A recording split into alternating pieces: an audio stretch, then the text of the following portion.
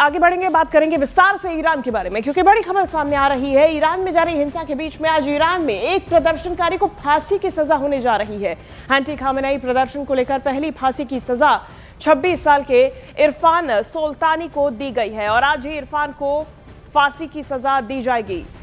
और देखिए, ईरानी प्रशासन इरफान को युद्ध छेड़ने के आरोप में फांसी की सजा देने जा रहा है और ये पहली बार ऐसा होगा कि किसी प्रदर्शनकारी को फांसी की सजा दी जा रही है। ये बड़ी जानकारी सामने आ रही है। ईरान में जारी हिंसा के बीच में आज ईरान में एक प्रदर्शनकारी को फांसी की सजा होने जा रही है। एंटी खामेनेई प्रदर्शन को लेकर पहली फांसी की सजा 26 साल के इरफान सोल्तानी को दी गई है और आज इरफान को फांसी की सजा दी जाएगी। ईरानी प्रशासन इरफान को युद्ध छेड़ने के आरोप में फांसी की सजा देने जा रही है और ये सजा सुनाई जा चुकी है। लेकिन ईरान में इस वक्त माहौल काफी ज्यादा बिगड़ चुके हैं। ईरान में अब तक पहली बार सरकार की तरफ से स्वीकारा गया कि अब तक इन प्रदर्शनों में 2000 से ज्यादा लोगों की मौत हो गई है और अब ऐसे में कतर में यूएस युद्धक विमानों की हलचल तेज हो गई है।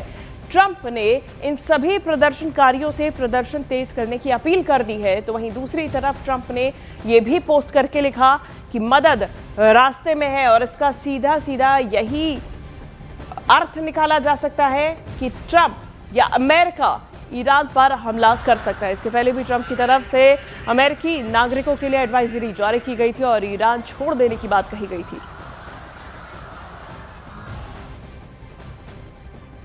और इस बीच अमेरिकी राष्ट्रपति डोनाल्ड ट्रंप ने सोशल मीडिया पोस्ट पर एक बड़ी बात लिखी है। ट्रंप ने ईरानी जनता से अपील की कि वो आंदोलन जारी रखे और सरकारी इमारतों पर कब्जा कर ले।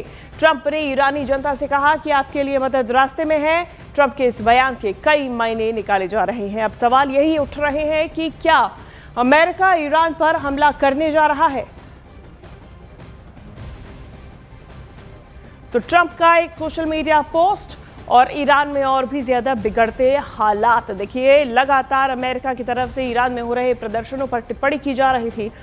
खुद डोनाल्ड ट्रंप की तरफ से 2 से 3 बार ये पोस्ट की गई जिसमें उन्होंने ईरान में प्रदर्शनकारियों का समर्थन किया। अब ऐसे में एक और पोस्ट सामने आई जिसमें उन्होंने लिखा कि मदद रास्ते में है। इसके पहले उन्होंने लिखा था कि किसी भी प्रदर्शनकारियों की यदि मौत होती है या फिर हत्या की जाती है तो फिर ईरान परिणामों के लिए तैयार रहे। और अब ऐसे में कई प्रदर्शनकारियों की मौत के बाद अब अमेरिकी राष्ट्रपति ट्रंप का ये पोस्ट सामने आया।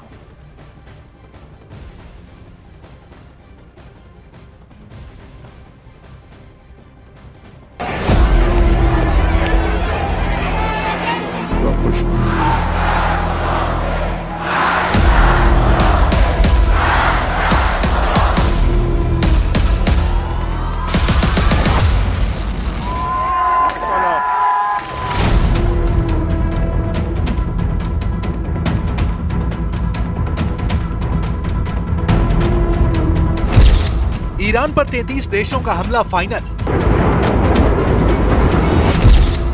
ईरान मारेगा, अमेरिका तड़पाएगा। जर्मनी देगा साथ, ब्रिटेन करेगा बर्बाद। ईरान को अब सिर्फ बचा पाएंगे रूस और चीन। ईरान बेहद मुश्किल हालत में फंस चुका है क्योंकि एक तरफ देश जल रहा है, दूसरी तरफ दुश्मन देशों ने संयुक्त हमले का ऐलान कर दिया है। अमेरिका ने जैसे ही सबसे भयानक हमलों से ईरान को तबाह करने की धमकी दी, नेटो देशों और इजराइल ने सुपर पावर से पहले ईरान को बर्बाद करने की तैयारी शुरू कर दी है। टाइम्स ऑफ इजराइल की हेडलाइन देखी, इजराइल डिफेंस फोर्स का प्लान समझ में आ जाएगा। नेतन्याहू की सेना अमेरिका से पहले ईरान पर धावा बोलने के लिए हथियारों को वॉर जोन में तान चुकी है। इजराइल ने आरोप भी लगाए हैं कि खामनेई सरकार ने इंटरनेट बंद कर भयानक खून खराबा किया है। इजराइल ये साबित करने पर तुला है। ईरान में 100-200 नहीं 12,000 लाशें बिछा दी गई हैं। इजराइल ने ईरान में हिंसक प्रदर्शन में हुई मौतों के आंकड़ों का हवाला उस वेबसाइट की रिपोर्ट से दिया है जिसे रजा पहलवी की प्रोपेगेंडा साइट कहा जाता है। ईरान की विपक्षी वेबसाइट ईरान इंटरनेशनल ने हिंसक प्रदर्शन में 12,000 नागरिकों को मार डालने का अनुमान लगाया है। ईरान इंटरनेशनल के मुताबिक ईरान के इतिहास में सबसे बड़ा नरसंहार है। ईरान इंटरनेशनल वेबसाइट ने मौत के आंकड़ों को कई स्टेज पर परखने का दावा भी किया है। ईरान इंटरनेशनल किसी रिपोर्ट को इजराइल ने युद्ध लाइसेंस बना लिया है। ईरान में 12,000 मौत का नंबर दिखाकर इजराइल ट्रंप का गुस्सा भड़का रहा है, जिसे वो अपनी धमकियों को सच कर दिखा। ट्रंप ने ईरान को कह रखा है कि रेड लाइन पार हुई तो ऐसा हमला होगा जिसे दुनिया ने कभी नहीं देखा होगा। If they do that, we'll consider things targets that they wouldn't believe. If they do that, we will hit them at levels that they've never been hit before. They won't even believe it. I have options that are so strong. So I mean, if they did that, it'll be met with a very, very powerful force. Iran पर Trump की एक कड़ी नजर है। वो हर दावे को कसौटी पर तौल रहे हैं। ट्रंप को अभी यकीन नहीं हो रहा है कि ईरान में 12,000 मौतें हुई हैं, क्योंकि नॉर्वे के संगठन ईरान ह्यूमन राइट्स की रिपोर्ट बताती है कि ईरान हिंसा में अब तक आधिकारिक तौर पर सिर्फ 648 मौत दर्ज की गई हैं। मरने वालों में 9 नाबालिग भी बताए जा रहे हैं। मगर नॉर्वे के ईरान ह्यूमन राइट्स ने यह आशंका जताई कि मरने वालों की गिनती 6,000 के करीब हो सकती है। ये आंकड़े इसलिए सामने नहीं आए क्योंकि इंटरनेट बंद कर दिया गया था। अगर 6,000 मौत की आशंका में रत्ती भर भी सच निकला तो ट्रंप को कोई रोक नहीं पाएगा। ये भी खौफनाक हकीकत है कि अमेरिका जब किसी देश पर बारूद बरसाना शुरू करता है तो उसको मटियामेट कर डालता है। जैसे वेनेजुला का हाल हुआ, जैसे सीरिया का हाल हुआ।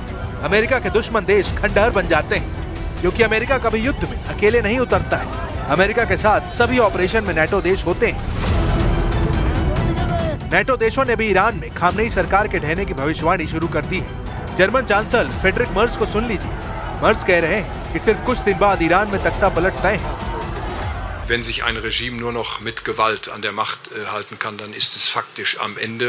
Ich gehe davon aus, dass wir jetzt hier auch gerade die letzten Tage und Wochen dieses Regimes sehen.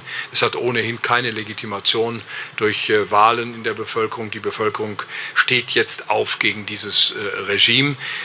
Ich hoffe, dass es eine Möglichkeit gibt, diesen Konflikt friedlich zu beenden.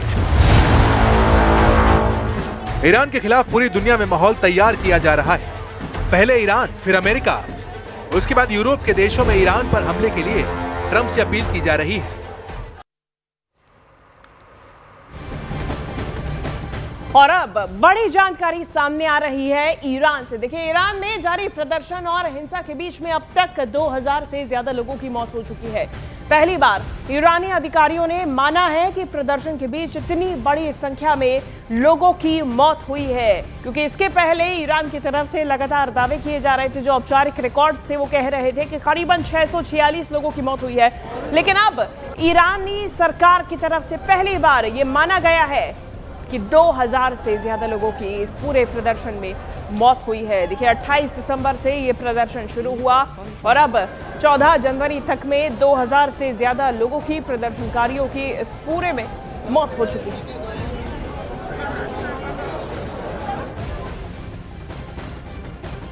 तो Khamenei के खिलाफ सिर्फ Tehran की सड़कों पर ही प्रदर्शन नहीं हो रहा है, बल्कि न्यूयॉर्क से लेकर लंदन की सड़कों पर खामेनेई के खिलाफ आवाज बुलंद हो रही है। पूरी दुनिया इस वक्त ईरानी जनता का साथ देती हुई दिखाई दे रही है। ये रिपोर्ट देखिए।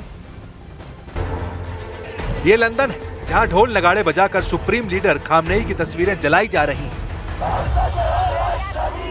ये अर्मानिया है, जहां ईरान की कट्टर हुकूमत को उखाड़ फेंकने की मांग हो रही है।